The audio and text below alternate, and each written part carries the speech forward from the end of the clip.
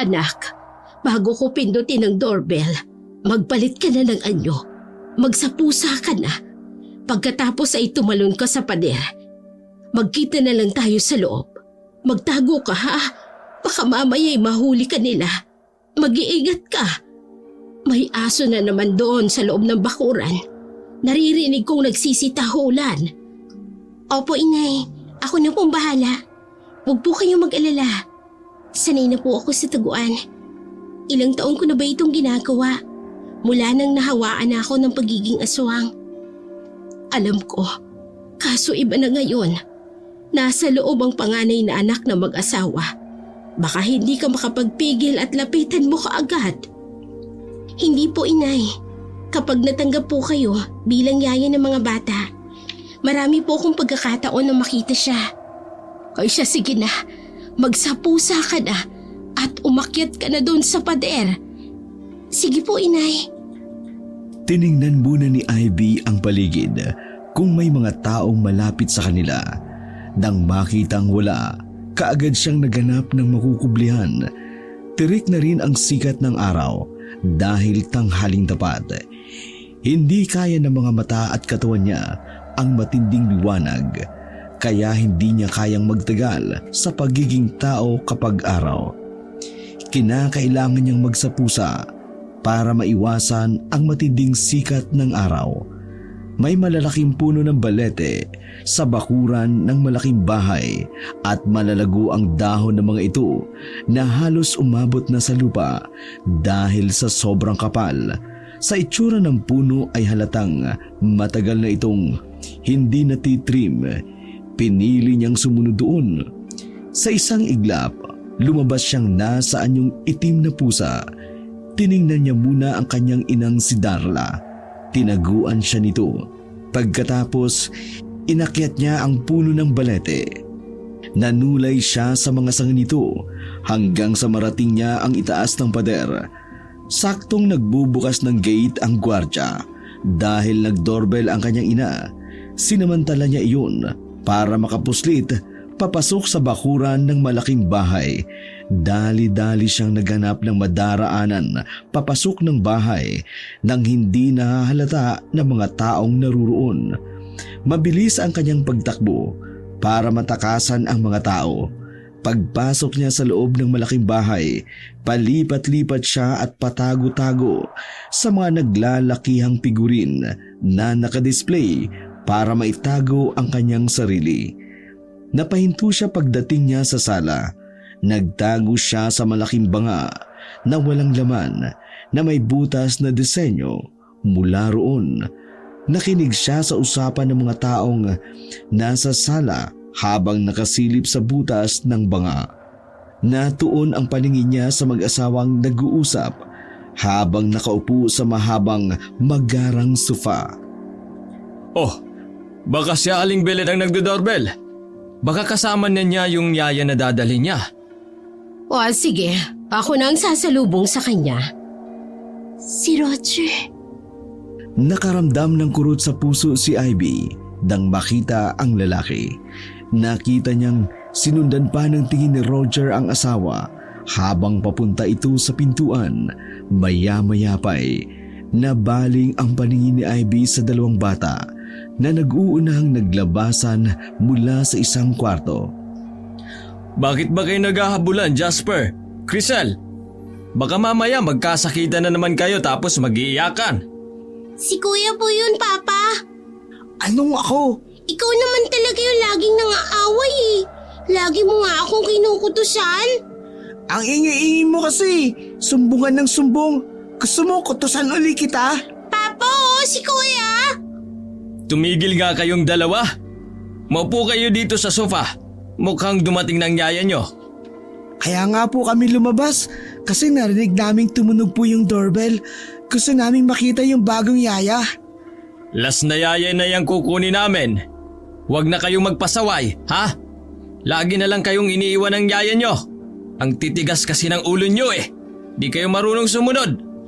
Kapag umalis itong bago nyong yaya, hindi na kayo magkakayaya ulit. May iwan kayong walang kasama dito sa bahay. Gusto ba ninyo yon? Kaya naman po namin, Papa. Aba Jasper, akala mo talaga kaya mo na ang buhay mo kung makasagot ka. Napatigil sila sa pag-uusap nang lumapit ang asawa ni Roger. Kasunod nito ang ina ni Ivy. Nabaling ng tingin ni Ivy sa mga bata dahil tahimik ang mga ito. Nakita pa niya ang pagkilatis ng mga bata sa itsura ng kanyang inang si Darla. Sabay tinitingnan ng mga bata ang kabuuang itsura nito. Pagkatapos, dinig na dinig ni Ivy nagbubulungan ang magkapatid. Malakas ang pandinig ni Ivy, lalo na kapag nasa anyong hayop siya. Malinaw niyang naririnig kahit napabulong kapag nasa malapit lang siya ng mga nag-uusap. Kuya, nakakatakot siya. Mukha siyang mangkukulam. Ano ka ba, Crisel? Huwag ka nga maingay. Baka marinig ka. Tingnan mo kasi ang suot niya. Black dress, tapos ang sungit ng mukha. Parang hindi ngumingiti. Ang batang lalaking yon, ano kaya ang pangalan niya? Nabaling uli ang tingin ni Ivy sa asawa ni Roger nang magsalita ito. Mga bata, dumating na ang yaya niyo. Siya si Yaya Darla. Huwag niyo siyang pahihirapan, ha? Naku Yaya Darla, uunahan na kita. Matitigas ang ulo ng mga anak namin. Pwede mo silang disiplinahin, lalo na kapag wala kami ni Roger. Mahirap silang pasunurin, kaya bahala ka na sa kanila. Pero wag mo namang sasaktan. Ayaw namin sa nananakit ng bata. Ay naku ma'am, hindi naman po ako mapanakit. Ang totoo po niyan, mahilig po ako sa bata. Nakita ni Ivy nanlaki ang mga mata ng dalawang bata. Nang ngumiti ang kanyang ina, halos naglabasan kasi ang lahat ng ngipin nito. Naisip niyang baka natakot ng nanay niya ang mga bata. Hindi nga siya nagkamali nang marinig niya ang sinabi ng mga ito. Nakatatakot talaga siya. Shh! Tahimik ka lang. Napakunot ng noo si Ivy nang makitang nagsisikuhan ang magkapatid. Napalingon uli siya kay Roger nang magsalita ito. Han, siya na ba ang yaya na ipinadala ni Aling Belen? Oo, hindi na raw niya inahatid. May pupuntahan pa daw si Aling Belen. Nagpadala na lang si Aling Belen ng sulat. Eto Nailabas ni Ivy ang kanyang pangil nang marinig niya ang internment ng mag-asawa. Nakaramdam siya ng selos. Nakita niyang kinuha ni Roger ang sulat na inabot sa asawa at binasa iyon. Sige Han, samahan mo na siya sa magiging kwarto niya tapos mamaya pag-usapan natin yung sahod niya tsaka ang day off niya. Sige Han, halika dito Yaya Darla. Sumunod ka sa akin. Ay, sige po ma'am. Pagkaalis ng dalawa, binalingan naman ni Roger ang mga bata. Hindi umalis si Ivy sa pinagtatago ang banga dahil gusto pa niyang pagmasdan si Roger at ang mga anak nito. Ano nang masasabi niyo sa bago niyong yaya? I don't like her, Papa. Nakakatakot siya. Mukha po siyang mumu. Crisel, bad yan. Hindi ka dapat ganyan magsalita sa ibang tao. Nakakatakot naman talaga siya eh. Iba na lang po, please. Mas okay na yung nakakatakot para tumino kayong dalawa. Siguro naman, magpapakabait na kayo niyan. Bakit ako natamay? Hindi naman ako pasaway Si Crisel lang yun kasi palagi niyang ginugood time si Yaya kaya umaalis. At least ngayon, mukhang hindi ninyo mag-good time si Yaya Darla. Nakikita kong magkakasundo kayo. No, I don't like her. She's scary, Papa. Tama na yan. Mula bukas, si Yaya Darla na ang makakasama ninyo dito sa bahay. Siya na rin ang maghatid sundo sa inyo sa school. May edad na si Yaya ha, kaya huwag ninyong pasasakitin ang ulo niya. Baka ma-high blood siya. Naku talagang, ipapadala ko na kayo sa bahay ampunan pag nangyari yon. Naghanap ng pagkakataon si Ivy para makalabas ng banga para masundan ang kanyang ina.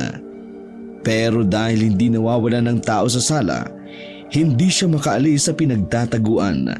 Matyaga niyang hinintay na sumapit ang gabi para wala ng tao sa sala.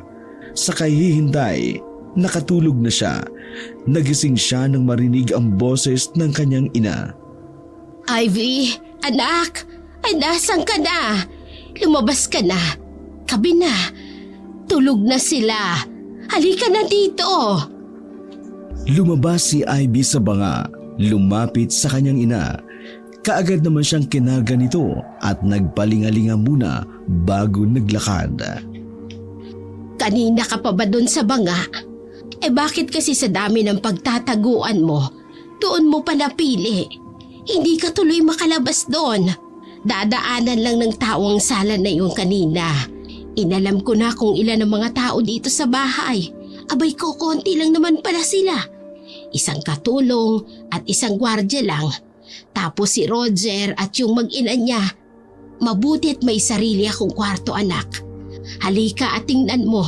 Sakto lang ang laki nito para sa ating dalawa. Pagpasok nila sa kwarto, inilapag siya ng ina sa ibabaw ng kama. Kaagad naman siyang nagpalit ng anyo at nagsatao uli siya. Nagugutom ka na ba, anak?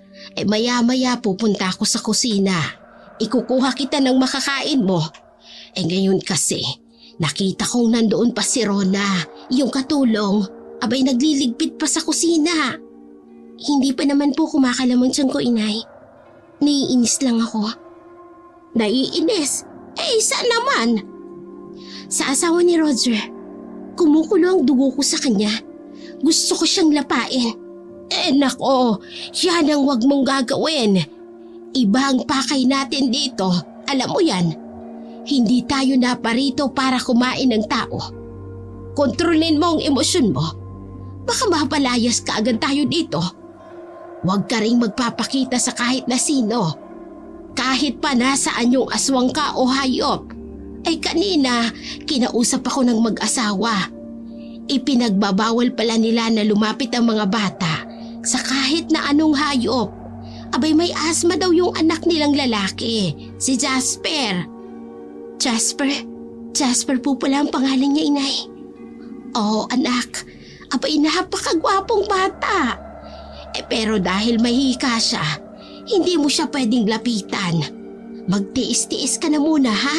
Pasasan ba't makukuha mo rin ang gusto mo? Saka alam kong hindi kita mapipigilan dyan sa paglabas-labas mo kapag kumakalam yung tiyan mo. Basta palagi mo lang tatandaan. Mag-iingat ka palagi. Huwag kang magpapakita sa mga tao. Opo, inay. Matulog na po kayo. Ako na po ang bahalang pumunta sa kusina kapag nagutom ako. Maaga pa kayong gigising bukas. Hindi kayo pwedeng magpuyat. Pasensya na po talaga. Dahil sa akin, kailangan mo pang manilbihan bilang yaya sa mga anak ni Roger. Ay naku, ano ka ba? Gusto ko rin naman ito. Mas mainam ng ganitong sitwasyon natin. Pakiramdam ko, ligtas ka sa mga taong tumutugis ng aswang. Kapag nandito ka sa bakura ng bahay na ito, wala namang nakakaalam na may aswang na nagtatago dito. Huwag ka lang talagang mahuhuli. Opo, inay. Sige po, matulog na po kayo. Huwag kayong mag-alala. Hindi kita bibigyan ng sakit ng ulo. Oy, siya sige. Sana nga ano.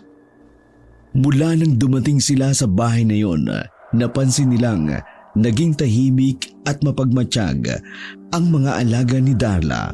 Araw-araw ay palihim silang minamatyagan ng mga bata, lalo na si Jasper.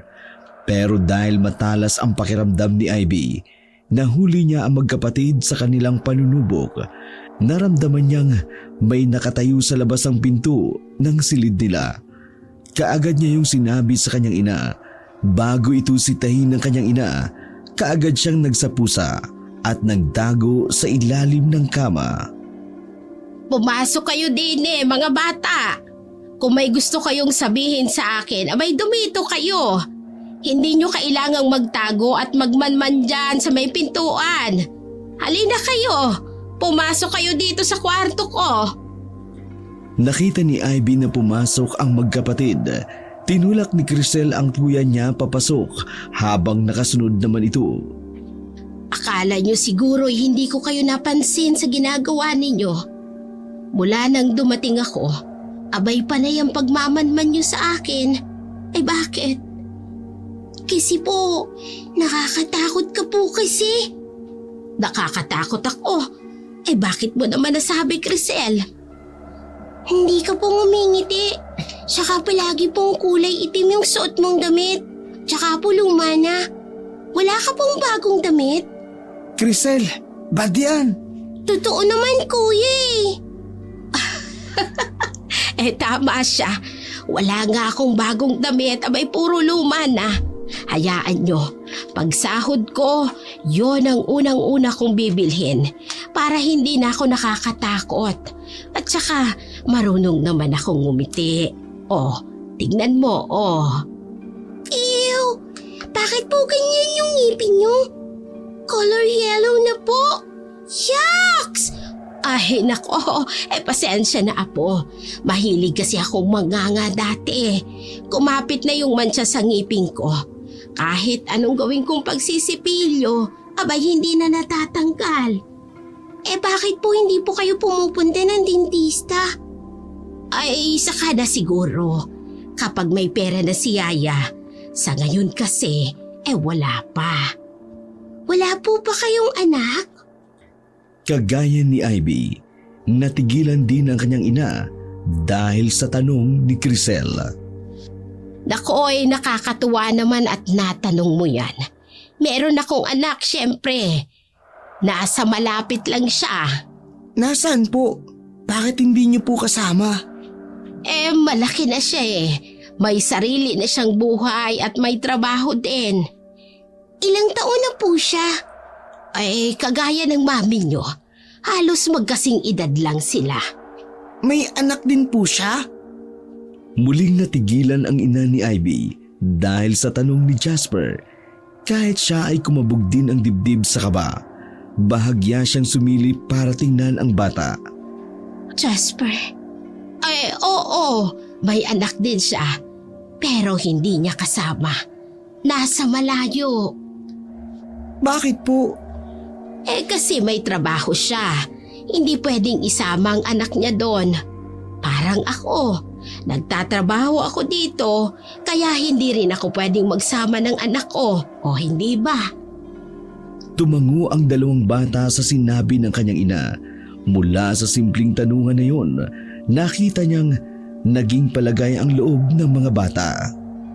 Sayang naman po. Sana'y sinama niyo na lang dito para may kalaro po kami ni Kuya. Hayaan niyo na. Dalawa naman kayo dito. Pwede naman kayong maglaro. Dahil naging palagay ang mga bata sa bago nilang yaya, naging malapit ang mga ito sa ina ni Ivy. Laking tuwa naman ni Ivy dahil napapadalas ang mga bata sa pagtambay sa kanilang silid. Kahit lagi siyang nasa ilalim ng kama, natutuwa na rin siya sa pagsilip para tingnan ang mga ito. Napalagay na rin ang loob ng mga magulang ng bata dahil nakikita nilang nakakasundo ng kanilang anak ang yaya nila. Araw ng Sabado, walang pasok ang mga bata, kaya maghapon silang nasa bahay. Wala silang ginawa kundi ang magharutan at mag-asaran. Kapag napipiko na si Crisel ng kanyang kuya, hinahabol niya ito dahil hindi naman nagpapaabot si Jasper. Kaya lalong nainis si Crisel, dahilan para mapuno ang bahay na yun ng matinis nitong tili. Habang naghahabulan ang magkapatid, bigla na lang nakakita ng pusang itim si Jasper. Sinenyasan niya si Crisel na huwag maingay. Tuwang-tuwa naman si Ivy sa panunood sa mga bata. Nililibang siya ng mga ito. Palagi siyang nakakubli sa mga malalaking display sa bahay na yon para lang makita ng malapitan ang mga bata. Pero laking gulat niya nang makita niya si Jasper. Hala, nakita niya ako. Paano na? Hindi ako makakatakbo. Saka hindi ko mabibitbit itong karni na ibinigay ni nanay sa akin. Hayari, baka hulihin ako at isumbong sa mga magulang niya. Ipapatapon ako nito sa labas. Masyado akong nawili sa panonood sa kanila. Mukhang malakas din ang pakiramdam ni Jasper ah. Inaasar mo na naman ako, kuya. Hindi huwag kang maingay. May nakita akong pusa. Pusa? Nasaan? Ew! Huwag mo siya lalapitan, kuya. Lagot ka kay mama pag uwi niya. Huwag kang maingay. Sumbong ka kasi ng sumbong. Kaya tayo lagi napapagalitan eh. Ayun ang pusa oh. Nasa ilalim ng halaman. Mukhang may kinakain siya. Tara, huliin natin. No, kuya. Sabi ni mama, bawal tayo sa mga pets. Remember, may asthma ka. Sige ka, kapag ikaw sinampong ng sakit mo, lagot ka talaga kay mama. Hindi yan. Tsaka hawakan ko lang naman. Eh baka kagating ka, kuya. Hello? Ming Ming Ming Ming! Oh, mukha ka namang mabait. Huwag mo kong kakagatin ha. Pwede ba kitang hawakan? Kuya, don't touch it. It's dirty oh. Kumakain siya ng hilaw na karni. Ew! Tumahimik kang ha. Kapag ito tumakbo, kukutusan talaga kita. Halika na, Ming. Huwag ka matakot sa akin. Di kita sasaktan. Hindi na kumibo si Ivy. Natuwa siya kay Jasper, kaya hindi na siya gumalaw. Gustong-gusto niya ang paglapit ng bata, kaya hinayaan niya na lamang na hawakan siya nito. Kinuha siya nito para mailabas mula sa pagkakatago sa ilalim ng tanim na halaman na nasa paso. Hinaplos-haplos pa siya ng bata hanggang sa maisipan niyang kumandong dito at naglambing. Ew ka talaga, kuya. Anong ew ka dyan? Ang cute niya kaya no? Tingnan mo, ang lambot ng balahibo niya, tsaka ang taba-taba niya, tsaka mabait siya. No, it's not cute. It's black. It's ew. Look, kuya. Bakit kulay red ang mata niya? Ha? Anong kulay red?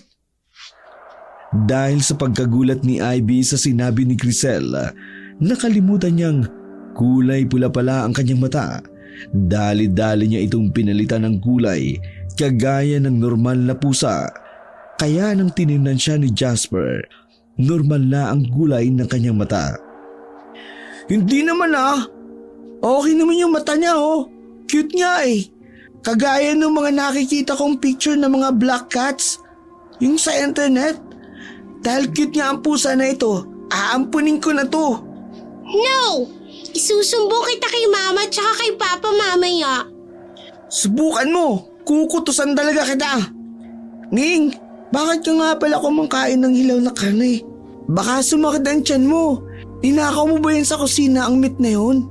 Naku, lagot ka. Baka hanapin ni Yaya yun o kaya ni Ate Rona. Baka iluluto nila yun mamaya. Tsaka, hindi ka dapat kumain ng hilaw na karne. Ano naman ang ipapakain mo sa kanya? Yung pagkain mo mamaya? Hindi, yung pagkain mo na lang. Total, maarte ka naman sa pagkain. Ang dami-daming natitira. Hindi ko siya bibigyan ng food ko, no? Ang damot mo. Talaga? Eh kasi naman dirty yung pusa na yan. It's ugly because it's black. Eh di wag. Basta itatago ko ang pusa na to. Doon ko na lang siya ilalagay sa room na tambakan ng mga gamit para hindi makita ni mama. Huwag ka magsusumbong ha. Kung hindi, kukutusan talaga kita. Nakita ni Ivy na umismid lang si Crisel bilang sagot sa sinabi ni Jasper. Maya-maya pa dumating na si Darla. Habang papalapit ay panay ang tawag dito sa mga bata. Bigla siyang itinago ni Jasper. Ibinalik siya nito sa ilalim ng halaman. Pagkatapos tumayo ang bata, hinarap ang papalapit nilang yaya. Alam ni Ivy na sinadya ni Jasper na tumayo para maiharang nito ang kanyang katawan para maitago siya sa paningin ng yaya niya. Bahagyang napangiti si Ivy dahil nararamdaman niyang handa siyang protektahan ni Jasper. Nandito lang pala kayo. Abay kanina ko pa kayo hinahanap. Kung saan-saan kayo nagpupunta. Ang sabi ko sa inyo, huwag kayong lalayo sa akin. Kasi ang laki-laki nitong bahay nyo, abay hinihingal ako sa paghahanap sa inyong dalawa. Paano po kasi, Yaya? Ito pong si Kuya. Biglang tinakpan ni Jasper ng kamay niya ang bibig ng kapatid bago ito makapagsalita. Umingit naman ang kapatid niya dahil sa ginawa niya. Nag-aaway na naman kayo. Abay, tigilan nyo yan. Tara na, doon tayo sa kusina at magtatanghalian na kayo. Abay, panay habulan kayo eh. Tignan nyo oh, abay basang-basa na kayo ng pawis. Lalo na ikaw, Jasper, apo. Ay nako, ang dungis-dungis mo na. Lilinisan ko muna kayo ng katawan bago kayo kumain. Abay, tara na kayo. Hinawakan ng ina ni Ivy ang braso ng mga bata. Saka isinama sila. Hindi naman nakaangal ang mga ito. Hindi na rin natuloy ni Crisel ang kanyang pagsusumbong. Habang naglalakad ang mga ito, nilingon pa ni Jasper si Ivy at ngumiti. Lalong natuwa si Ivy sa batang yun. Palihim na sinundan ni Ivy ang tatlo. Mabilis siyang pumasok sa loob ng silid bago ito isara ng kanyang ina. Pinanood niya ang mga bata habang nililinisan ng kanyang ina. Ang gwapo talaga ng apo ko. Kamukhang kamukha mong mama mo. Po, sabi po nila si Papa raw po yung kamukha ko. Hindi ko raw po kamukha si Mama. Ha? Ay, ganun ba? Ay, malabo na nga ang mata ko. Iba na ang tingin ko. Pero ang mahalaga, gwapo ka. Oy, tara na. Kumain na kayo ng pananghalian. Masyado kayong malikot na dalawa. Abay, para kayong hindi nagugutom.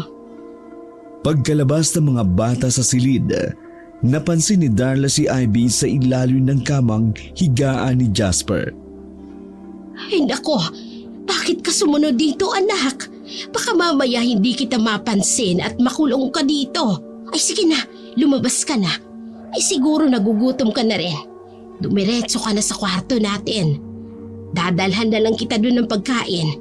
Pakakainin ko lang yung mga bata ha. Pagkatapos patutulugin ko na sila. Sa kusina, habang kumakain ang dalawang bata, nagpaalam sandali si Darla. Naisip niya, baka nagugutom na rin ang kanyang anak. Dito lang kayo ha. Huwag kayong mag-aaway na dalawa. May kukunin lang ako sa kwarto ko. Ubusin niyo yung kinakain niyo ha. Sige lang po, Yaya. Kahit po magtagal kayo, ayos lang po. Hindi naman ako magtatagal. Sandali lang ako. Bago umalis si Darla, pasimple siyang tumingin sa paligid. Nang makitang walang nakatingin, kinuha niya na ang pagkain ni Ivy sa refrigerator. Pagkatapos, pumunta siya sa kanilang kwarto. Samantalang si Ivy naman, nasa kusina lang at pinanunood ang mga batang kumakain. Anong gagawin mo dyan, kuya? Huwag kang maingay. Para ito kay Mingming. Naku, lagot ka talaga. Basta, huwag ka magsusumbo ha. Umalis na kaya yung cat. Hindi na yun babalik. Che, Ang sweet naman ni Jasper. Talagang ipinagtatago niya pa ako ng pagkain. Kaya lang, hindi naman ako kumakain ng kanyang pagkain. Sariwang karne ang gusto ko. Kagaya ng dala ni nanay kanina. Pero pwede rin naman akong kumain ng luto.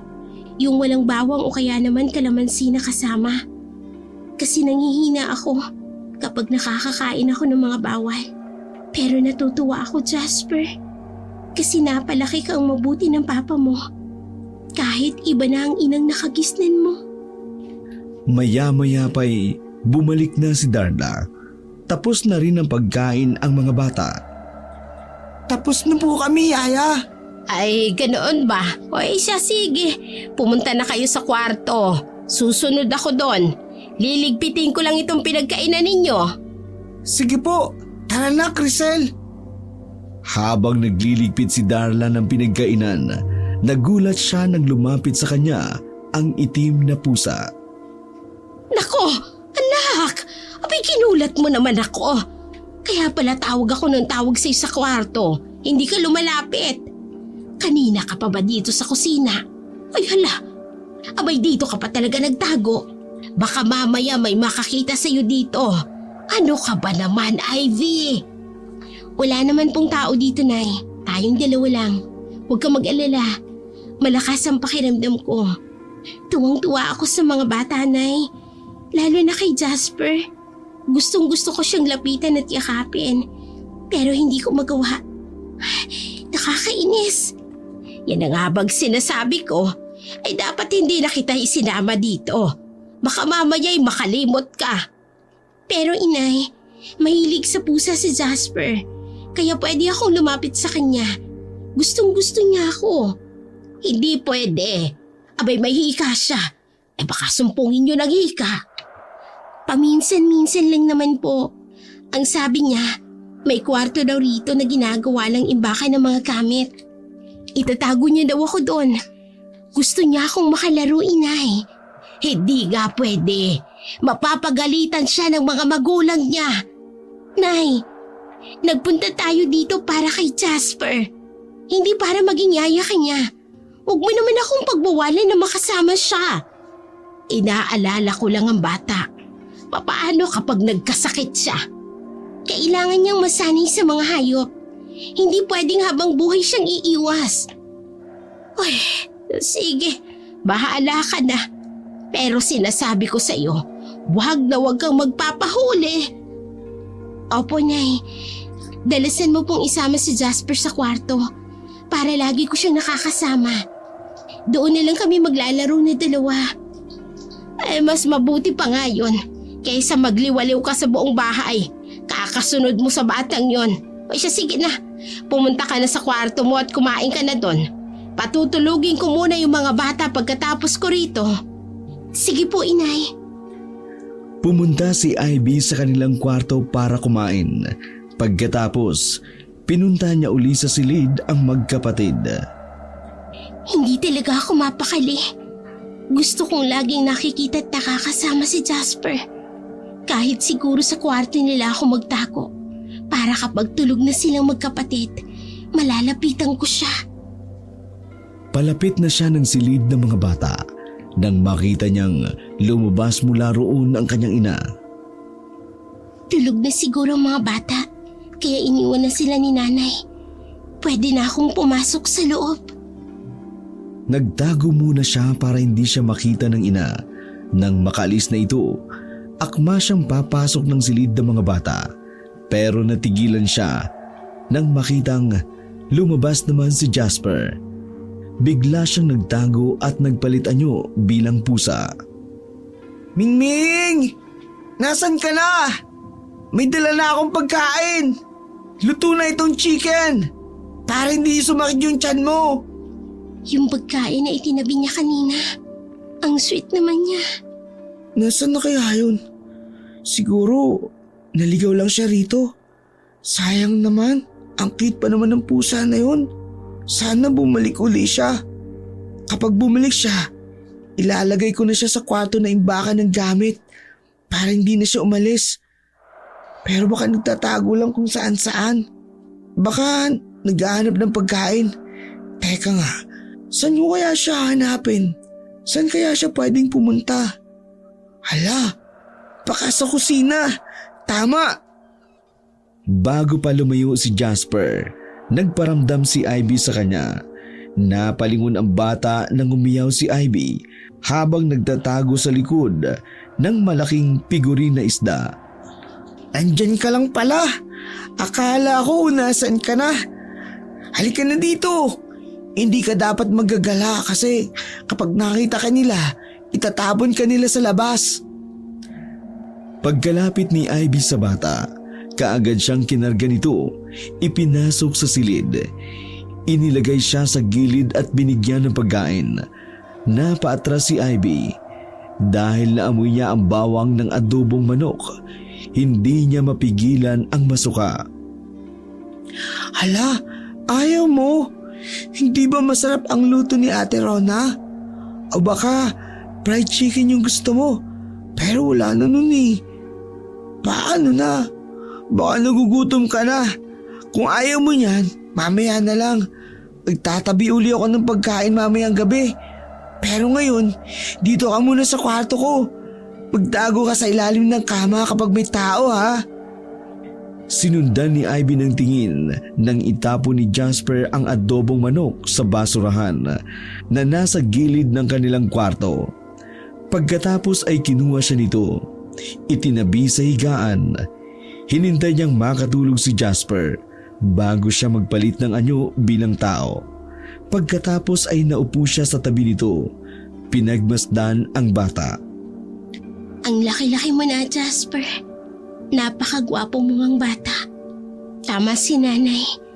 Kamukha nga kita. Napakabait mo pang bata. Huwag kang mag-alala, anak. Hindi kita pababayaan.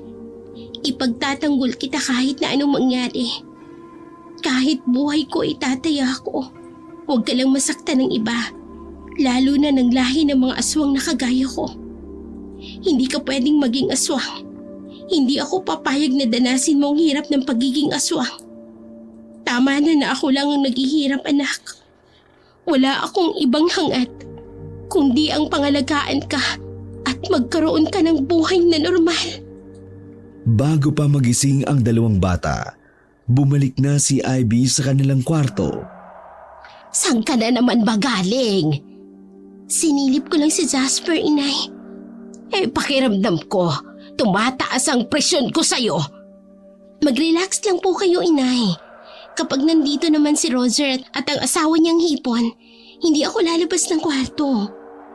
Nanatili na lang si Ivy sa kwarto para makapagpahinga. Nakatulog siya at nagising dahil kumakalam na ang kanyang tiyan. Pagbangon niya ng higaan, nakita niyang nakatulog na ang kanyang ina. Gabi na pala. Kaya pala kumakalam ng tiyan ko.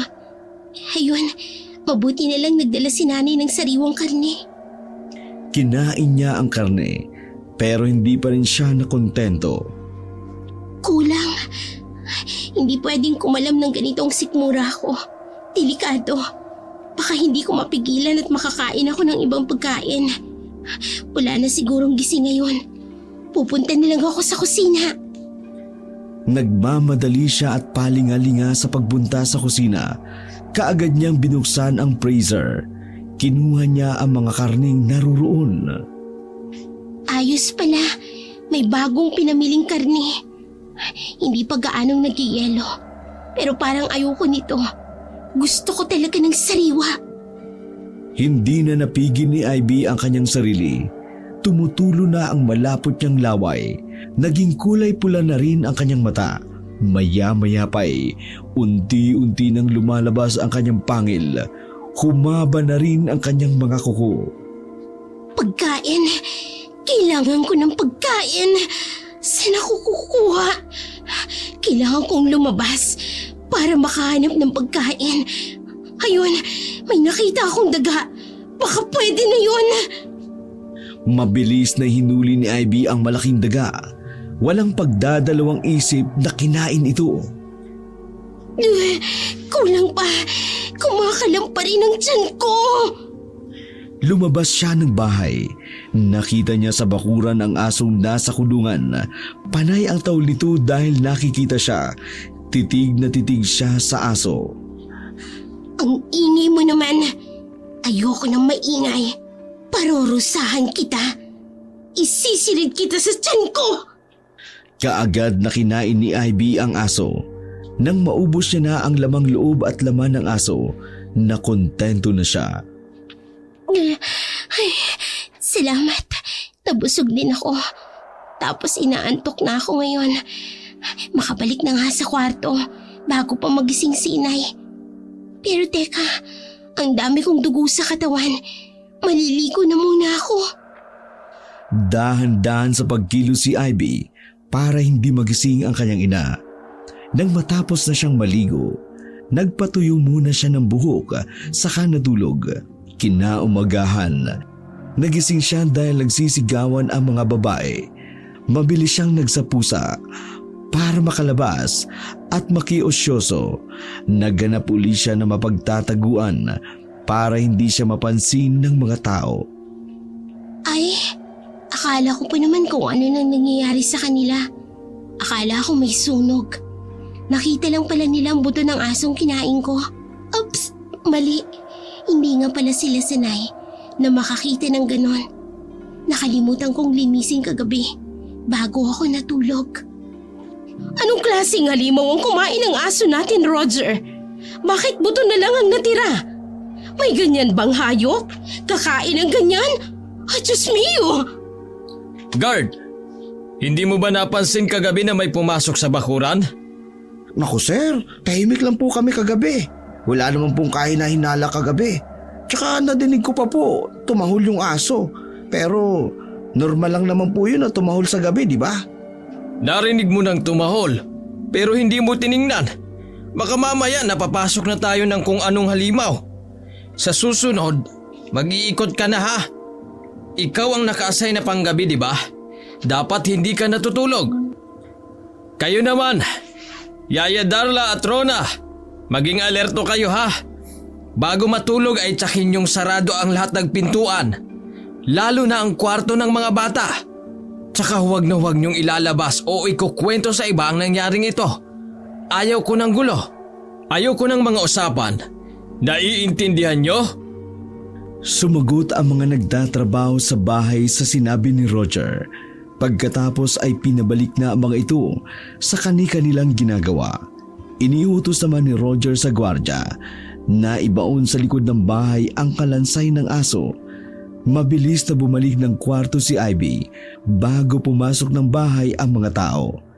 Napatingin siya sa pintuan nang magbukas ito. Hindi na siya nagulat dahil alam niyang ang kanyang ina ang papasok ng silid. Napangiti siya ng pilit nang makita niya ang seryosong tingin ng kanyang ina sa kanya. Sorry na po. Nagutom lang talaga ako kagabi. Kulang ang kaning inilagay niyo dito sa kwarto, inay. Kumain ka na ng aso. Hindi kulang ang pagkain na iniwan ko sa'yo. Hindi mo na yun nagugustuhan, Ivy. Abay, iilan lang ang aso nila dito. Sa susunod, ano nang kakainin mo? Hindi mo pwedeng ubusin ang mga alaga nila dito. Baka makahalata na sila. Lalabas na lang po ako sa gabi, inay. Mag-iingat na lang po ako. Hindi ka pwedeng kumain ng kung ano-ano sa labas. Ang kailangan mo, tiisin at makontento ka sa kung anong meron dito. Hindi ko po kaya, inay. Baka mawala ako sa katinuan. Baka makalapa ako ng tao. Lalabas na lang po ako kapag nagugutom ako sa gabi. Marami namang ligaw na hayop sa kalsada. Hindi po ako titikim ng tao. Huwag po kayong mag-alala. Pagkatapos ng mga pangyayaring yun, nag-ingat na si Ivy. Tuwing gabi, lumalabas siya para maghanap ng makakain. Bumabalik lamang siya bago magising ang mga tao sa bahay. Maghapon lang siyang nasa silid at paminsan-minsan, dinadala ng kanyang ina ang mga bata para makasama niya ang mga ito. Hala, Yaya Darla, nandito na po yung pusang cute. Ha? Teka. Bakit nagkapusa dito sa kwarto ko? Ay nako, wag mong lapitan, apo. Baka kagating ka. Oy, kaya ay nako. Hindi po, Yaya. Mabait po siya. Matagal ko lang po siyang hinahanap. Akala ko nga po di na po siya babalik. Dito lang pala siya naligaw. Halika na, Mingming. Hindi napigilan ni Darla ang kanyang alaga nang yakapin ito ang pusang itim na kanyang anak. Naglambing ang pusa kay Jasper, lalong natuwa ang bata. Yaya, please, wag niyo po siyang itapon. Dito niyo lang po siya itago sa kwarto niyo. Dadalang ko na lang po siya ng pagkain. Lugot ka talaga kay mama. Isusumbong kita. Nako, hindi Crisel. Apo, nako wag. Mapapagalitan ng kuya mo. Wag naman. Wala namang masama kung mag-aalaga tayo ng pusa sa bahay. At saka isa pa, sa labas nga may aso, hindi ba? Basta hindi si kuya lalapit sa pusa ng madalas, abay okay lang yon. Pero Yaya, may asma nga po si kuya. Dadalhin na naman yan sa doktor. Ay nako, hindi. Hindi magkakasakit ang kuya mo. Maniwala ka. Basta sikreto lang natin ito ha. Pwede ba yon, mga apo? Isipin nyo ha, kapag itinapon ng pusa sa labas, abay kawawa siya. Mamamatay siya doon.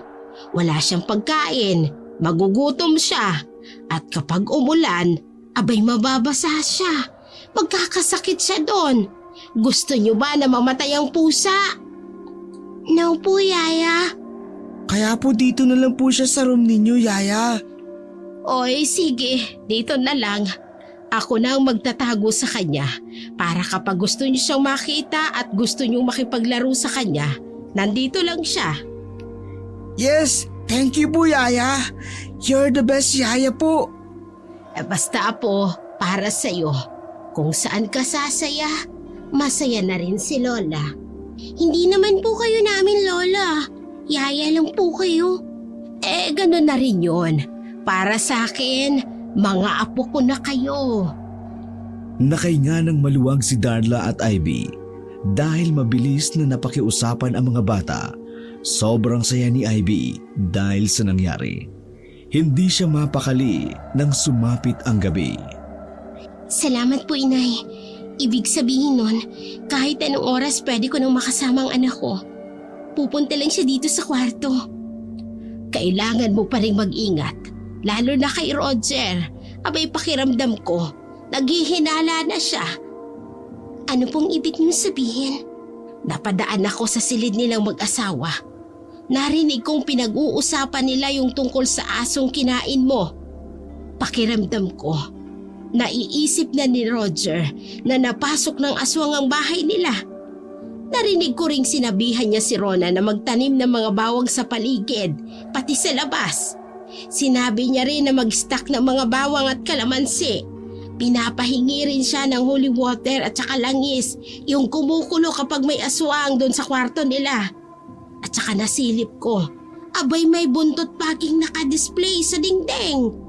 Hindi pwedeng magkaroon ng mga bawang at kalamansi dito, Nay. Dapat masira ang lahat ng itatanim ni Rona. Hindi tayo makakatagal dito kapag nangyari yon. Hindi tayo pwedeng mapaalis dito. Hindi ako papayag na malayo ako sa anak ko.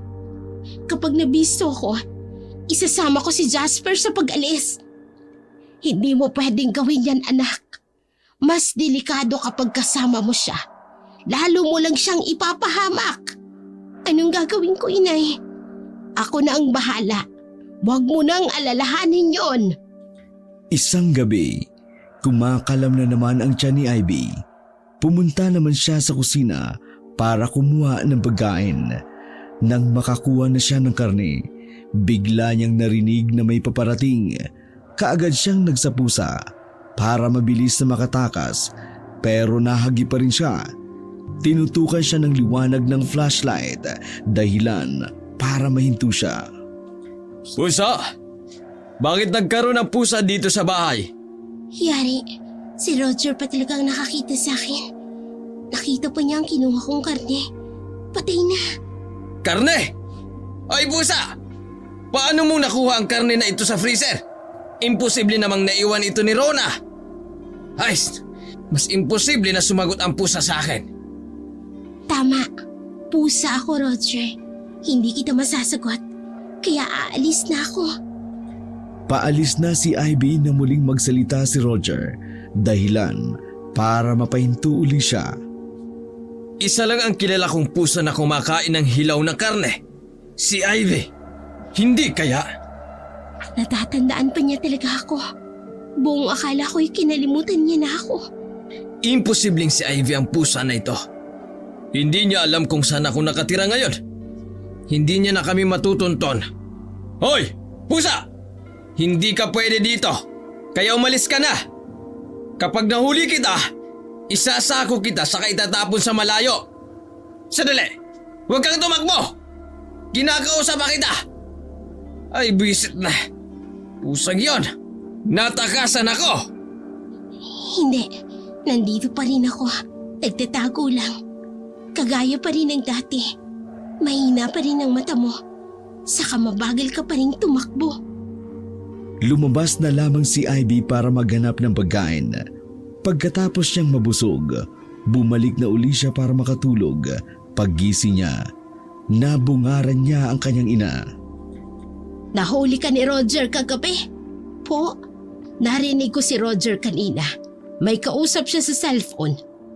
Nauna kasing pumasok sa trabaho ang asawa niya. Abay ang sabi niya sa kausap niya, nakukutuban niya daw na binabalikan mo siya. Po, ano ka ba, Ivy? Tulog pa ba yung utak mo? May kinakausap ka ako si Roger. Baka may pinaplano na siya.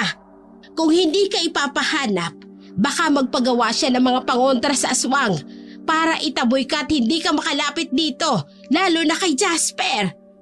Akala ko po ordinaryong pusa lang ang tingin niya sa akin kagabi. Hindi pala. Matalino pa rin siya. Pero hindi ako papayag na mapaalis niya ako rito. Hindi niya kami pwedeng mapaghiwalay ng anak ko. Pero dahil sa ginawa mo, naghihinala na siya. At kapag napatunayan niya ang mga hinalang yon, baka mapadali ang paghihiwalay ninyong mag-ina. Kaya makinig ka na lang sa akin, anak. Huwag ka nang lalabas ng silid na ito. Mas ligtas ka rito. Pero inay, kapag hindi po ako lumabas, baka kung anong magawa ko. Hindi na sapat sa akin ang mga karne na galing lang sa ref. Kahit pa bagong lagay lang yon. Hindi nawawala ang gutom ko. Hindi mo ako pwedeng ikulong dito. Naisip ko nang darating tayo dito. Kaya nga ayaw kitang isama.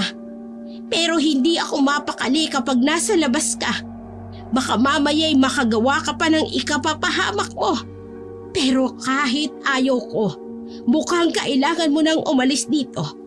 Kapag sumahod ako, anak, kumuha ka ng malapit na paupahan. Magagawa mo namang makapunta rito kahit anong oras. Mas okay yon. Opo, inay. Mas okay na nga po yun sa tingin ko. Pero kapag naglagay ng pangontra si Roger, mahihirapan akong makapasok dito. Pero ayos lang. Ang mahalaga, nandito kayo sa loob. Habang hinihintay ni Ivy ang pagsahod ng kanyang ina, tiniis niyang manatili sa kwarto. Pinilit niyang kontrolin ang sarili kapag nagugutom para hindi makagawa ng ipaghihinala ni Roger. Pilit niyang tinitiis ang gutom. Pinagtsatsagaan niya ang dalang karni ng kanyang ina. Pero isang gabi, sa tindi ng kanyang gutom, nararamdaman niya ang hilo at panlalabo ng mga mata. Narinig rin niya ng malakas na tunog ng kanyang tiyan. Gusto niyang sumigaw, pero hindi niya magawa dahil marami ang makaririnig. Mahimbing nang natutulog ang kanyang ina. Sinamantala niya iyon para makalabas ng kwarto. Ngayon lang po, inay. Pasensya na. Hindi ko lang talaga kaya ang gutom ko. Baka hindi na ako makakilala pa. At pati ikaw ay makain ko. Kapag hindi ko ito naagapan. Sandali lang naman ako lalabas. Babalik din po ako. Maingat niyang binuksan ang pinto. Tiniyak niyang walang ingay para hindi magising ang kanyang ina. Dumiretso siya sa kusina para doon lumabas dahil may pintuan doon papunta sa likod ng bahay. Nang nasa kusina na siya, napahinto siya sa paglalakad nang makaamoy ng malansa. Ang bango naman nun. Sariwang karne. Parang bagong kati lang. Nasaan? Nandito ba sa kusina? Mukhang may nakaiwan ng sariwang karne. Kaagad na hinanap ni Ivy ang naaamoy na pagkain. Kahit madilim, nagawa niyang makakita dahil malinaw ang kanyang paningin sa dilim. Wala rin siyang narinig na ingay, kaya kampante siyang walang taong naruroon bukod sa kanya. Mabilis siyang hinanap ang karne. Ginamit niya ang malakas niyang pangamoy. Maya-maya pa nakita niya ang hinahanap na nakabagsak lang sa semento. Isang malaking hiwa ng karne ang naroon. Ang swerte ko naman. Mukhang naiwan nga ni Ron ang karning ito. Mukhang nahulog na lang sa sahig. Mukhang kanina pa ito dito. Pero mabango pa rin sa pangamoy ko dahil hindi pa nahuhugasan ng tubig. Makakakain na rin ako ng masarap-sarap ngayon. Walang pagdadalawang isip na dinakma ni Ivy ang karne at nilantakan iyon. Takam na takam siya, kaya halos mabilaukan siya sa pagkain dahil sa laki ng kanyang pagkagat. Maya-maya pa natigilan siya nang marinig ang mga yabag na paparating. May tao. Mukhang naaalala na ni Rona ang naiwang karne. Hindi pwede. Sa akin na ito. Sa pagkataranta, hindi malaman ni Ivy ang gagawin. Ayaw niyang iwan ang karne. Hinawakan niya ito, pero hindi niya malaman kung saan dadalhin. Malaki rin ito dahil nasa 5 kilo ang bigat. Nang malapit na ang taong paparating, nagpasapusa na lamang siya para mabilis siyang makatakas. Pero bago pa siya makatakbo palayo, may sumilo na sa kanyang basket na gawa sa net. Galit na galit siya at nagningiyaw nang makilala ang sumilo sa kanya. Roger, ano ito? Pinainan mo ba ako? Pusang nahuli ko ah. Pusa nga kaya ito? Wala nang nagawa si Ivy nang ikulong siya ni Roger sa isang bakal na kulungan na sakto lang ang laki para sa kanya. Pagkatapos ay binitbit siya nito, dinala sa isang kwartong tambakan ng mga lumang gamit. Mukhang matagal nang hindi pinapasok ang silid na yun dahil sa tindi ng alikabok at agyo. Inilapag ni Roger ang kulungan sa sahig pagkatapos binuksan ang ilaw. Muling napahiyaw si Ivy dahil nasisilaw siya sa liwanag. Aba, galit ang pusa sa liwanag? Ibang klase. Kinain mo rin ang karne na iniligay ko sa sahig. Gutom na gutom ka ba, ha? Sariwa ang gusto mong pagkain? O sige, bibigyan kita. Mukhang nabitin ko ang pagkain mo kanina. Sandali lang ha, kukunin ko ang karne. Iniwan siya ni Roger pero hindi siya pinakawalan sa kulungan. Nakakainis. Mukhang inumangan niya nga ako ng karne. Paano ako makakatakas dito? Hindi pa naman ako makakabalik sa anyong tao. Dahil masyadong maliit ang kulungan, may ipit ako. Ang galing din niya mag-isip. Dahil nilagyan niya ng padlock. Puiset siya. Paano na ito ngayon? Maya-maya pa'y bumalik na si Roger. Dala ang malaking karne. Nakalagay iyon sa palanggana. Inilagay talaga ng lalaki ang palangganang iyon sa harapan ni Ivy para maamoy niya. Nagugutom ka, di ba? Mukhang ayaw mo ng luto. O sige, bibigyan kita ng hilaw. Mabubusog ka na ngayon. Kailangan busog ka bago kita itapon sa labas. Hindi kasi pwede ang hayop dito sa bahay. May anak akong may hika. Ang sama ko naman kung ilalabas kita ng gutom. O sige, kain ka na. Panay ang angil ni Ivy kay Roger. Sumasagot siya sa lalaki kahit alam niyang hindi naman siya maiintindihan kasi isa siyang pusa. Sa isip din lang naman siya nagsasalita. Alam ko ang binabalak mo, Roger. Nahuli mo nga ako, pero mapipigo kang ilantad ko sa iyo ang sarili ko. Hindi ako papayag. Mukhang ayaw mong kumain. Kaunti pa lang ang nabawas mo kanina. Busog ka na no? Ay teka, ay sorry. May mali pala. Hindi ko naisip na hindi ka nga pala makakakain kasi malayo ang karne. Oh sorry, my bad. O sandali, hihiwaan kita ng karne. Alam mo, dumaan pa talaga ako kanina sa katayan para bilhin ito. Para sana sa daga ito kasi dumadami na sila. Pero nagulat ako nitong mga nakaraan. Umuunti na ang mga daga dito sa bahay. Napansin ko lang parang nauubos na sila. Dahil sa curiosity ko, naglagay ako ng pain pero pusa ang nahuli ko at hindi daga.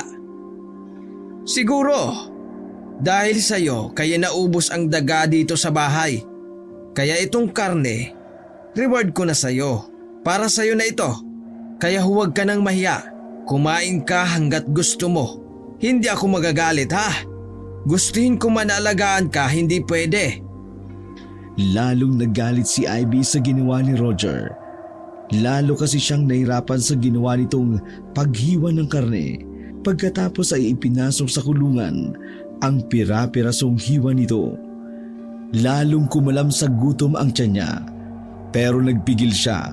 Lalong nadagdagan ang galit niya dahil sa pagkukwento pa ni Roger habang naghihiwa ng karne. Alam mo, Mahilig ako sa pusa. May alaga nga ako noon eh. Kulay itim din, kagaya mo. Pinangalanan ko siya ng Ivy. Pero kahit ano pala ang pag-alaga mo sa hayop, kapag may ibang nagmamay-ari, hindi pa rin pala sa'yo ang loyalty niya. Babalik pa rin siya sa totoong amo niya. Ikaw siguro, may amo ka rin. Huwag kang mag-alala. Pagkatapos mong kumain, pakakawalan na kita. Baka hinahanap ka na rin ng amo mo. Bakit ka kaya nagpunta dito? Ginugutom ka ba niya? Kawawa ka naman. Kaya sige, kain ka lang ha. Pero bakit hindi mo binabawasan ang karning ibinibigay ko sa'yo? Ayaw mo ba niyan? Ha? Oh, sandali. Baka nga iba ang gusto mo. Mayroon pa ako dun ha. Sandali lang, kukunin ko. Sinundan ni Ivy ng tingin ang paglabas ni Roger ng silid. Pwisit! Pakawalan mo ko rito, Roger! Hindi ako pwedeng mahulog sa patibong mo. Hindi pwede. Baka pati si nanay ay madamay dito. Pabuti na lang, hindi ko ipinakilala si nanay sa'yo dati. At least ngayon, ako lang ang sasalo ng lahat ng nagawa kong ito. Makaalis man ako dito o mamatay man ako dito, may iwan ko si nanay para magbantay sa anak ko. Sa anak natin, kay Jasper. Pagbalik ni Roger, lalong natakam si Ivy dahil sa malansang amoy na nagmumula sa dala nitong timba. Sobrang bango nito para sa kanya, lalo siyang nagwala sa pag-atungal. Oh, mukhang nagustuhan mo ito ah. Parang sobrang saya mo. Kitang-kita ko sa mapula mong mata. Walang hiya ka. Huwag na huwag mo akong pakakawalan sa kulungan nito. Huwag mong maisip na alisin ako dito. Hindi pwede. Hindi ko na kaya. Ay, ang sakit na ng tiyan ko. Gutom na ako. Oh, huwag kang magwala. Para sa'yo ang lahat ng ito. Kaso masyado itong madami para sa size mo. Hindi mo mauubos. O sandali ha, hihiwaan kita. Hindi. Ilayo mo sa akin yan. Huwag mo akong tuksohin. Sariwang atay ito. Kinakain ba ito ng pusa ha? Pero mukha namang gusto mo kasi nagwawala ka sa tuwa. Ito oh, kain ka na. Magtitiis ako ng gutom, Roger. Hindi mo makukuha ang gusto mo. Kakayanin ko ito. Nakatuon lang ang tingin niya kay Roger. Pagkatapos maghiwa ng karne, naupo na siya sa sahig. Tiningnan lamang siya nito sa susunod niyang gagawin. Hindi ko titikman ng mga yan. Hindi mo ako mapapalabas dito. Hindi mo ako mapipisto. Ayaw mo pa rin kumain? Ay shit! Nakalimutan ko pala. Mukhang hindi ka komportable sa kulungan. O sorry Muning ha. Baka natatakot ka sa akin kasi nakakulong ka. O sorry ha. Sorry talaga. Hindi ko agad naisip. Teka, pakakawala na kita sa kulungan para makakain ka ng maayos ha. Hindi. Ilang hiya. Huwag mong gagawin yan. Pakiusap. Huwag mo akong pahirapan. Huwag mong buksan ang kulungan. Baka hindi ako makapagpigil. Natigilan si Ivy nang makita niyang bukas ang kulungan. Sige na Muning, labas ka na. Huwag ka nang mahiya. Kumain ka na. Hindi. Ayoko. Hindi pwede. Kaya ko pa itong kontrolin. Hindi ako pwedeng magpalit ng anyo sa harapan ni Roger. Hindi pwede. Habang nagpipigil si Ivy, mataman lamang siyang pinagmamasdan ni Roger. Nagpapatigasan silang dalawa. Lalo lamang siyang nahihirapan dahil sa mga pag-uudyok ni Roger na kainin ang karne. Maya-maya pa'y sabay silang napatingin dahil sa pagbukas ng pinto. Nanlaki ang mga mata nilang pareho nang makita kung sino ang dumarating. Nay, anong ginagawa mo dito? Yaya Darla, anong ginagawa mo dito? Titig na titig si Darla kay Ivy. Punong-puno ng pag-aalala ang mga tingin niya para sa anak. Maya-maya pa'y ibinaling niya ang tingin sa karne at atay na nasa palanggana. Nakaamoy ako ng mabangong pagkain. Hindi ko mapigil ang amoy. Natatakam ako. Biglang nilapitan ni Darla ang sariwang karne. Walang pakundangang kinain ito sa harapan ni Roger. Hindi! Nay, huwag mong kainin yan! Tigilan mo yan! Hindi mo dapat yung kainin! Yaya? Bakit mo yan kinakain? Itigil mo yan! Ang sarap! Ang bango! Ngayon lang uli ako nakatikim ng ganito kasarap na pagkain. Salamat po, sir, at nagdala ka. Pasensya na po kayo. Hindi ko sinasadya ang pagkain sa alagahan yung aso. Sobrang gutom ako noon, kaya hindi ko po napigilan. Anong sinabi mo? Ikaw ang kumain sa asong yon? Aswang ka? Opo, sir. Patawarin niyo po ako. Hindi ko naman po sinasadya. Buong akala ko, ang pusang yan ang sumalakay dito. Ikaw lang pala. Ikaw rin ang kumakain sa mga nawawalang karne na pinamili. Laging nagsasabi si Rona tungkol sa mga karning yon. May kumukuha raw sa freezer. Ikaw lang pala. Nagbintang pa ako sa pusa. Opo, sir. Sabihin mo, bukod sa'yo, may aswang pa bang nakakapasok sa bahay ko?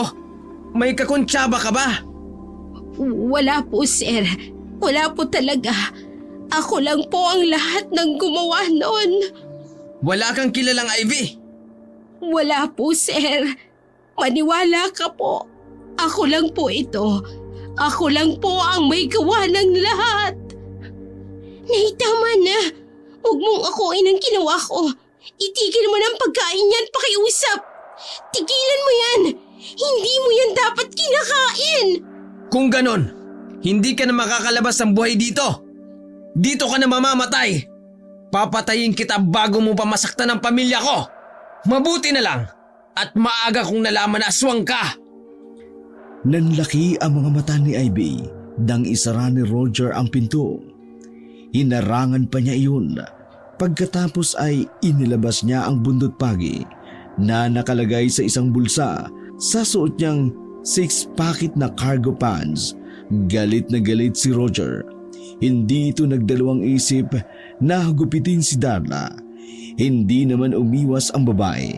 Sinalo niya ang hagupit na yun. Doon naggalit si Ivy. Sa ikalawang paghampas ni Roger, iniharang niya na ang kanyang sarili. Maya-maya pa inilabas niya ang tunay na anyo.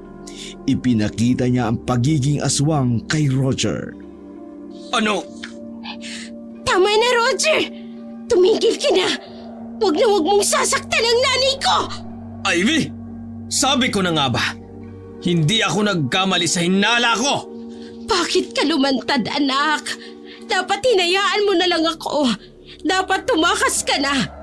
Umalis ka na ngayon. Iligtas mo ang sarili mo. Hindi, inay. Ako ang kailangan ni Roger. Hindi ikaw. Wala kang kinalaman dito. Hindi ka dapat nadadamay. Umalis ka na, inay. Umalis na po kayo.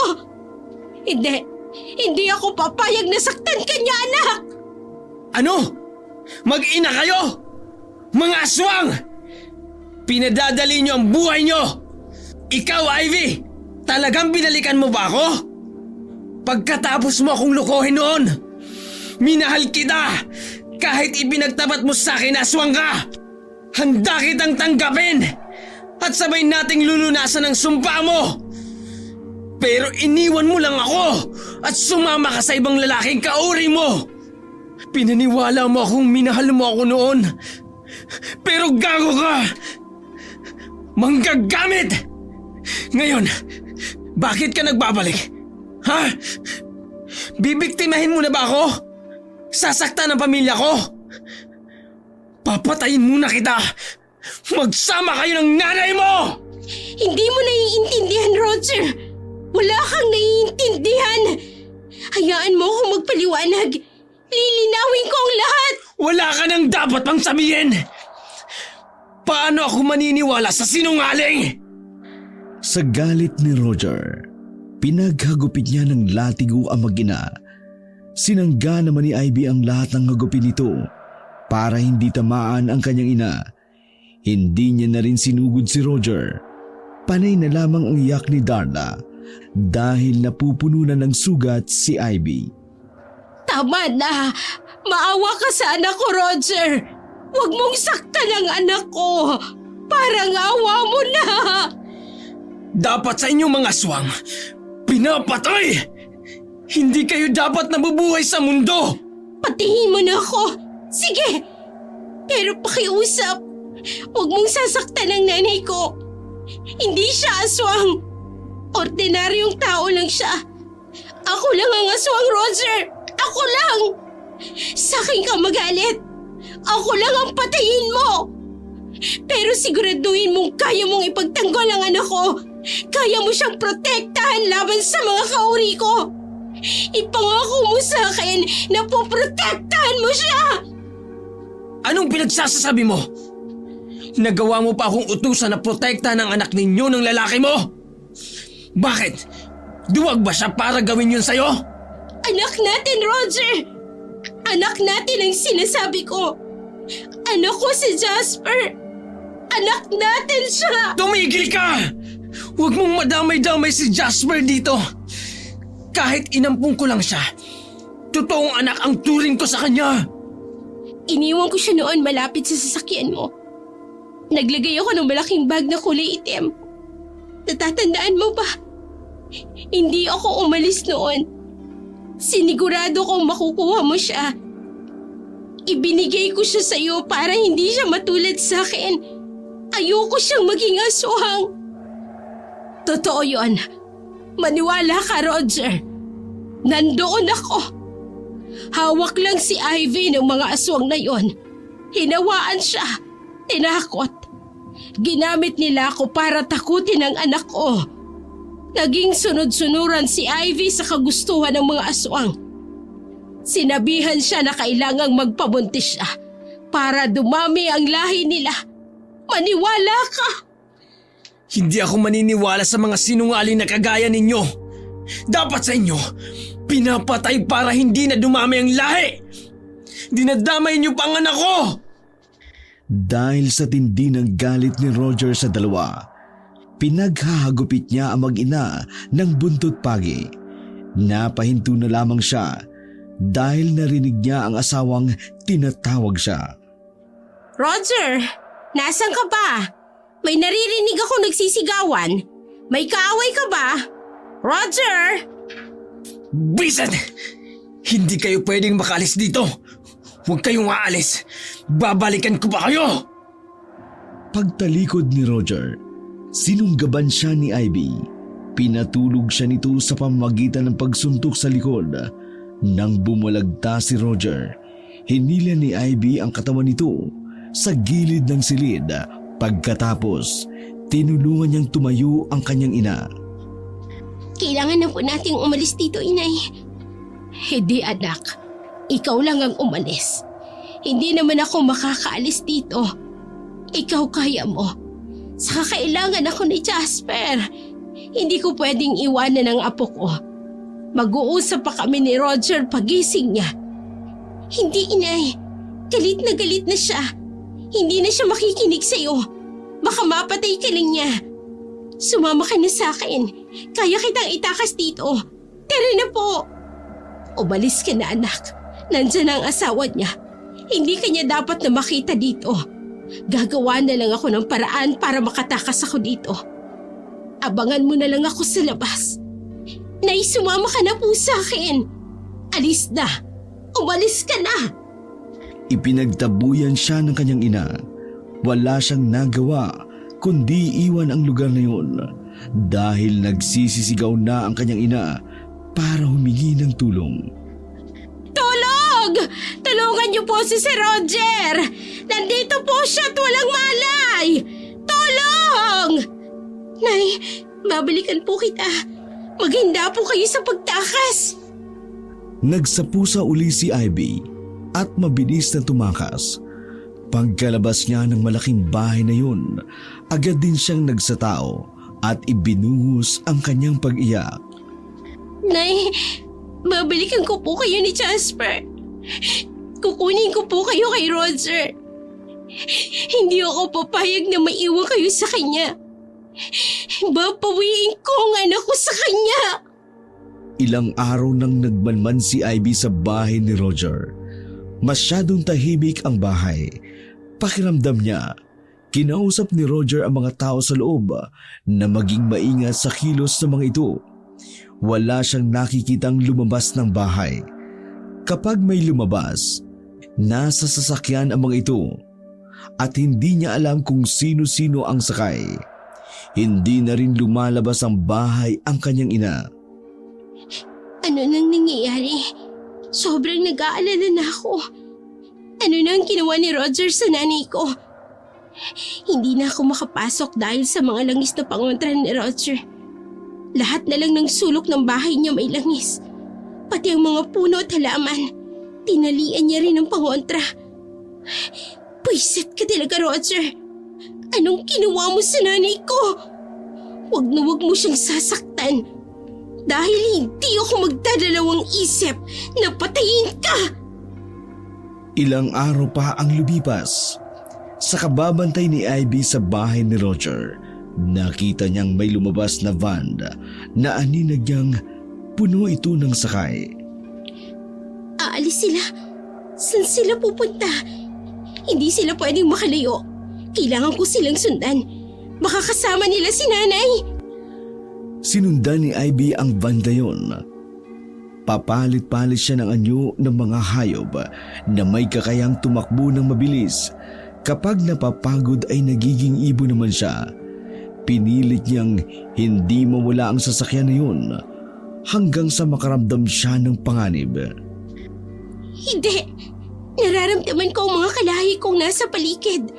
Delikado sila. Baka tambangan sila ng mga iyon. Kailangan ko silang maitaboy pabalik. Kumuha ng tiyempo si Ivy. Inunahan niya ang sasakyan na lula ng pamilya ni Roger. Nag-anyong baka siya at hinarangan ang kalsada na dadaanan ng mga ito. Hinarap niya ang sasakyan at huminto ito. Umatras ang sasakyan. Sinubukan niyang sugurin ito. Pero maya-maya pa'y may lumabas mula sa driver's side. Roger, bumaba siya. Teka, anong hawak niya? Baril? Aalis ka sa daan o papuputokan kita! Mamili ka! Nakita ni Ivy na galit ang mga mata ni Roger. Alam nitong hindi ordinaryong hayop ang humaharang sa kanila. Napilitan ng ipakita ni Ivy ang totoong itsura niya. Dinig na dinig niya ang sigaw ng mga taong sakay ng band. Hindi ako aalis dito. Kayo ang umalis. Mapanganib ang lugar nito. Nandito sila, Roger. Iligtas mo sila. Lalo na si Jasper. Iligtas mo ang anak natin. Tumahimik ka! Wala tayong anak! Hindi mo anak si Jasper! Anak ko lang siya!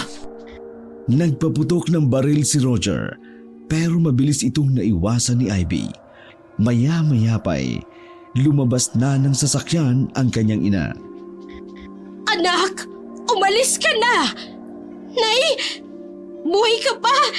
Salamat naman! Sinaktan ka ba nila? Hindi, anak.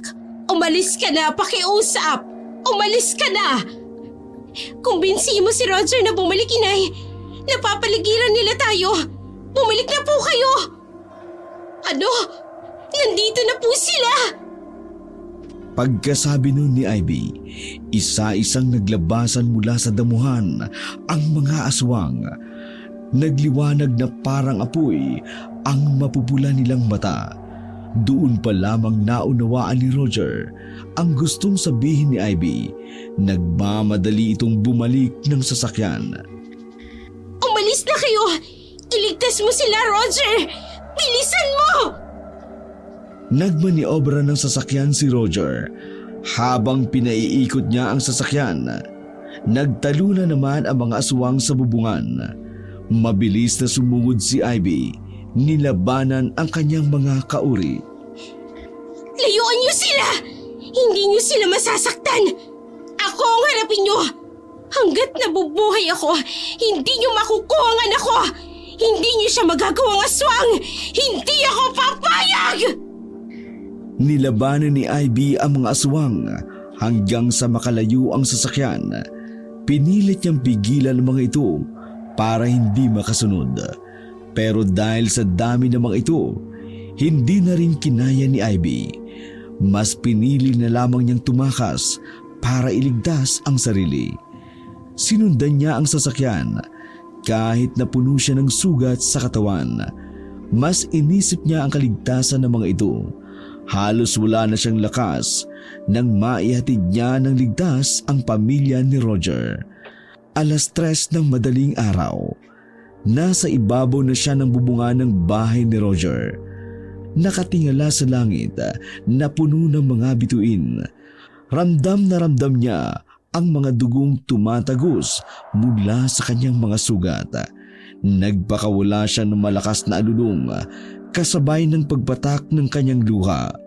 Nang sumapit na ang umaga, naghanap siya ng abandonadong bahay para doon pagalingin ang sarili. Ilang araw na rin ang nakalipas. Medyo gumagaling na ang mga sugat ko. Kailangan kong bumalik sa bahay ni Roger. Kailangan kong makausap si nanay. Sana palabasin na siya ng bahay, kahit sandali lang. Gusto ko lang makibalita. Kumusta na kaya siya? Ang anak ko, kumusta na kaya siya? Noong gabi, bumalik uli siya sa bahay na yon. Tumambay uli siya sa bubungan habang inaabangan na lumabas ang kanyang ina. Sa pagkakataong iyon, tila kumampi sa kanya ang tadhana. Si nanay yun. Lumabas siya ng bahay. Salamat naman. Dali-dali siyang bumaba at maingat na nilapitan ang ina. Nay! Ivy! Anak ko! Mahigpit na yakapan ang kanilang ibinigay sa isa't isa. Pagkatapos ay nagkubli sila sa isang puno para makapag-usap ng panandalian. Si Roger. Napaliwanagan ko na siya, anak. Mula nang tinambangan kami ng mga aswang noong binalak niya sanang magbakasyon. Naniwala siya sa akin, anak. Naniwala si Roger sa'yo. Pero ang sabi niya, huwag na silang gambalain. Huwag mo nang lapitan ng bata. Huwag ka nang magpakilala sa kanya. Para daw hindi na magulo ang buhay niya. Para hindi na rin sila balikan ng mga aswang. Paano po siya naniwala na anak namin si Jasper? Nagpa-DNA siya. Pinaniwalaan niya ang lahat ng kwento ko. Salamat naman po. Pero kayo, kumusta po kayo sa loob? Ayos lang ako, anak. Ang sikreto ay hindi na lumabas sa aming tatlo. Tatlo? Oo. Alam na rin ni Librada ang lahat. Natakot din siya sa mga aswang. Butit hindi ka nila sinaktan. Hindi ka rin pinalayas. Ano ka ba? Bukas, uling araw ko na sa trabaho. Pasasahurin na nila ako. Po, paalisin ka na. Paano ng anak ko, inay?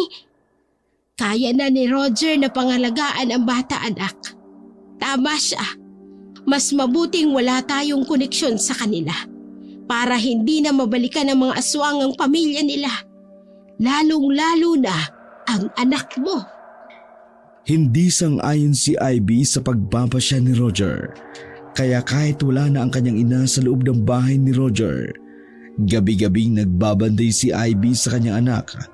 Gabi-gabi siyang nasa bubunga ng bahay ni Roger para lamang bantayan ang pamilya na yon. Mula sa ganong pagbabantay, nasiguro niya ang kaligtasan ni Jasper. Nasubaybayan niya ang paglaki nito. Masaya siya na nakikita ang anak mula sa di kalayuan.